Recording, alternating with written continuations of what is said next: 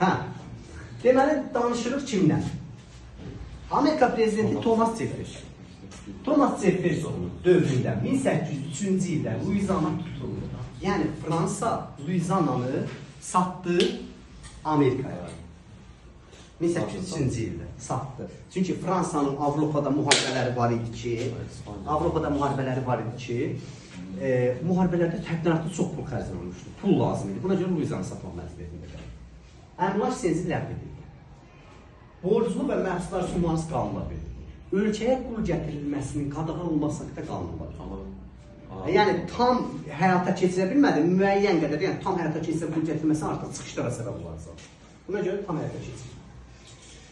Sonraki dövrdə uşaqlar 1812-14-cü ildə Amerika ilə İngiltərə arasında ikinci istiqlaliyyət müharibəsi oldu. Nəticədə Amerika qalib gəldi, Gent müqaviləsi imzalandı. Gent müqaviləsinin şərtinə görə Amerika, Kanada azadlığını tanıyır, toxunmur.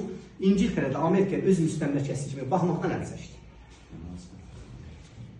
Danışırıq nədən? Sonraki dövrdə Amerikanın şimal və cənubunda fərqli inkişaf vardı. Amerikanın şimalında protestantlar məskunlaşmışdır, cənubunda katoliklər.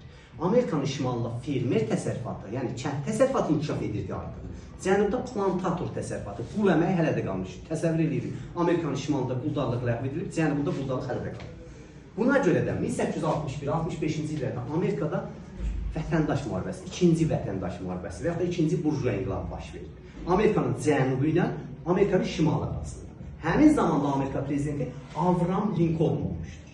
Deməli, müharibənin gedişində 1862-ci ildə homestedlər haqqında qanun verildi. Bu qanuna görə hər bir Amerikalı müəyyən ödənc müqabilində 65 hektar torpaq sahəsinə sahib ola bilərdi. Bu torpağı mütləq becərməli idi.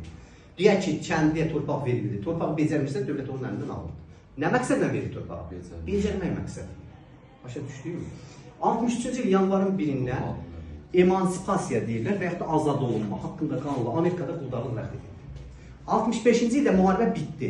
Amerikanın şimalının qələbəsi ilə. Və nəticədə Amerikada kapitalizm inkişaf etdi və 1866-cı ildə Amerikada konstitusiya ikinci dəyişiklik edildi. Ağdərlilərlə qaradərlilər bərabər hüquq əldə etdi.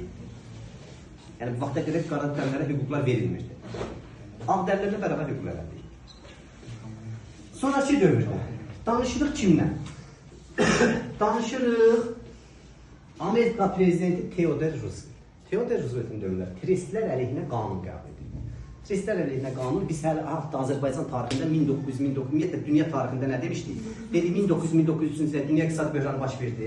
Nəticədə nə oldu? Təmərküzləşmə. Xırda orta müəssisələr iflaslandı, təmərküzləşmə, mərkəzləşmə baş verdi. Amerikada da tristlər nədir? Gəl.